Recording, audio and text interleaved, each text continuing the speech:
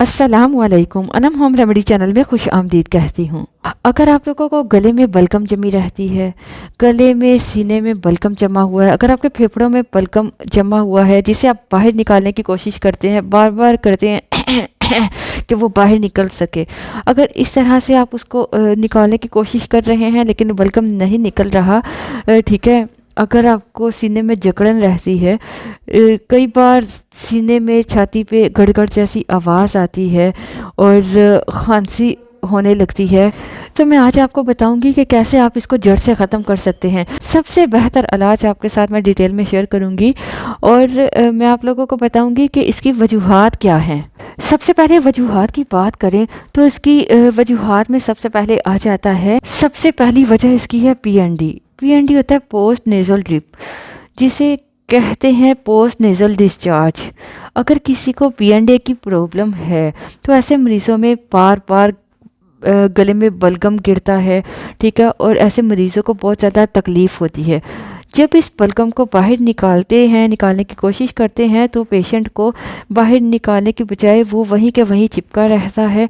और अगर आपको ऐसी प्रॉब्लम है तो आप समझ जाइए कि आपको बलगम या कफ जिसे आप बाहर निकालना चाहते हैं वो आपकी मेडिसिन के बगैर या ये जो रेमेडीज़ हैं उनके बगैर नहीं निकलेगी।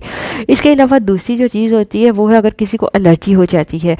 अगर किसी को एलर्जी है, जैसे किसी चीज़ को खाने से एलर्जी है, या डस्ट एलर्जी है, या आपको पेंट से एलर्जी है, ठीक है, अगर आपको आसपास कोई ऐसी चीज़ है जिसे आपको पोल्यूशन हो गया, धुआं हो गया, इससे एलर्जी है, कोई केमिकल वाली फैक्ट्रीज़ हैं जहाँ से केमिकल ऑक्सीजन निकलती है, उसकी वजह से अगर आप लोगों को एलर्जी है तब भी आपके गले में बलगम जमने लगता है, आपकी छाती पे बलगम इकट्ठा होने लगता है। और बाज़ औक़ात तो पेशेंट्स को इसकी वजह से खुदा न खास्ता निमोनिया हो जाता है, लंग्स की प्रॉब्लम हो जाती है, इन्फेक्शन हो जाता है।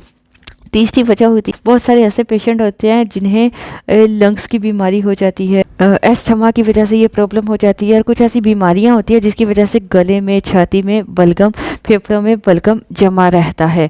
इसके अलावा एक और वजह है कि वायरल इन्फेक्शन या बैक्टीरियल इन्फेक्शन। अगर किसी को बैक्टीरियल इन्फेक्शन हो जाता है, किसी को वायरल इन्फेक्शन हो जाता है, तो उसकी वजह से भी पेशेंट को, मरीज़ों को बलगम बनने की शिकायत हो जाती है, बलगम बनने लगती है। तो अगर अलामात की बात करें तो इसमें बहुत सारे मरीज़ों का सांस फूलने लगता है, और बाज़ मरीज़ों को बुखार हो जाता है, बाज़ को ऐसे लगता है कि जिस्म में दर्द होने लगता है, बाज़ लोगों को छाती में दर्द होने लगता है, सांस लेने में बहुत तकलीफ़ होती है। कई मरीज़ों को सीने से गड़गड़ जैसी आवाज़ आती है। जब आप लोग डॉक्टर के जाते हो तो कई बार डॉक्टर बताते हैं कि सीटी जैसी आवाज़ चल रही है, ठीक है, आपको खुद भी महसूस होता है कि आपके जैसे सीटी जैसी आवाज़ आ रही है, ठीक है। अगर आपको ऐसी प्रॉब्लम है तो आपको अपने डॉक्टर से ज़रूर रुजू करना चाहिए, एक बार ज़रूर चेकअप करवाना चाहिए और अपनी इन्वेस्टिगेशन करवानी चाहिए, ताकि आप उस लिहाज से मेडिसिन को यूज़ कर सकें या आप जैसे रेमेडीज़ को यूज़ कर सकें। इन्वेस्टिगेशन में आ जाता है कि आप लोगों को चेस्ट एक्सरे करवाना चाहिए, ताकि आपको पता चले कि आपके लंग्स में कितनी प्रॉब्लम है, ठीक है। लंग्स में अगर कोई प्रॉब्लम होती है तो चेस्ट एक्सरे में आसानी से आप इसको जान सकते हैं। इलाज के मुतालिक अगर बात करें तो आपके साथ बहुत ज़बरदस्त मैं रेमेडी शेयर करना चाहती हूँ जो तीन चीज़ों से मिलकर बनती है। आपका सालों पुराना बलगम की प्रॉब्लम है, इंशाल्लाह इससे ठीक हो जाएगा। सिर्फ 3 इंग्रेडिएंट से ये रेमेडी बनेगी, जिसका सिर्फ और सिर्फ 1 चम्मच अगर आप लोग ले लेते हो तो यकीन मानिए कि आपका खांसी ज़ुकाम जितना भी पुराना हो ठीक हो जाएगा। अगर बलगम भी है तो वो जो जम चुकी है वो भी बाहर निकल आएगी। तो इस रेमेडी को बनाने के लिए आपको इमाम दस्ता चाहिए होगा, ठीक है, जिसमें आपको इन चीज़ों को कूटना है। तो आप तकरीबन 8 ले लीजिए काली मिर्च के दाने, 10 भी ले सकते हैं। काली मिर्च के दाने बहुत ज़बरदस्त होते हैं, बहुत कमाल का काम करते हैं आपके खांसी ज़ुकाम के लिए, गले को अच्छी तरह से साफ़ करने के लिए। जितनी भी बलगम हो, जितनी भी पुरानी खांसी हो, सबको ठीक करते हैं, वो भी काली मिर्च के दानों से। तो बहुत ज़्यादा छोटे बच्चे हैं तो उनको ये ना दीजिएगा, उनके लिए रेमेडी शेयर की हुई है, ठीक है, क्योंकि बच्चों के लिए ये सूटेबल नहीं रहेगा। तो अब आपने इन जो काली मिर्च के 8 से 10 दाने लिए हैं, उनको बारीक बारीक कूट लेना है। फ्रेश, जब भी आपने इसको बनाना है फ्रेश बनाना है, फ्रेश पाउडर बनाना है, ठीक है। फ्रेश पाउडर इफ़ेक्टिव होता है, ठीक है। तो इसलिए फ्रेश काली मिर्च को लेकर उसको फ्रेशली कूट लीजिएगा तो वो ज़्यादा आपको असर देगी, ठीक है, बहुत फ़ायदा होगा। तो आपने 8 से 10 जो काली मिर्च के दाने हैं उन्हें बारीक अच्छी तरह से कूट लिया, पाउडर बना लिया। अगर मोटा रहेगा तो आपके मुंह में आएगा और आपको तीखा लगेगा, आपको खाने में प्रॉब्लम होगी, इसलिए कोशिश करें इसको अच्छी तरह से बारीक पीस लीजिए ताकि इजीली आप इसको मुंह में डालें तो आप इसको निगल सकें, तो आपको इतना तीखा महसूस ना हो, इतना मिर्ची महसूस ना हो। अब जो दूसरी चीज़ आपको इस्तेमाल करनी है इसमें वो है पीपली, जिसे बड़ी काली मिर्च भी कहते हैं, जो शहतूत की तरह होती है।